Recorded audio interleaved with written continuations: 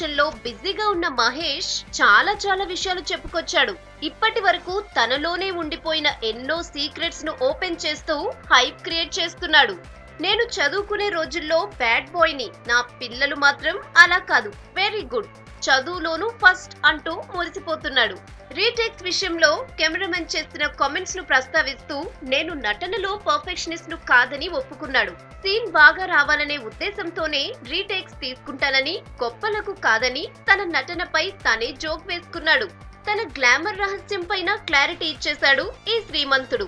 ఆర్థిక సమస్యలు లేకపోతే చాలా హ్యాపీగా ఉంటామని, అదే తన బ్యూటీ సీక్రెట్ అంటూ చెప్పుకొచ్చాడు. అంతేనా, ఇంత అద్భుతమైన రూపం ఇచ్చిన దేవుడి కంటే తన తండ్రికే ఎక్కువ కృతజ్ఞతలు అన్నాడు. డాడీతో పోల్చుకుంటే తన సినిమాలు హిట్స్ చాలా తక్కువ అంటున్నాడు.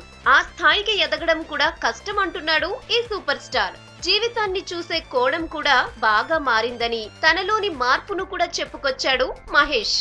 డైరెక్టర్ శ్రీకాంత్ అడ్డాలకు కారు కూడా లేదన్న విషయం తెలుసుకుని షాక్ అయ్యా. రోజు 2 వీలర్ పైనే వస్తాడట.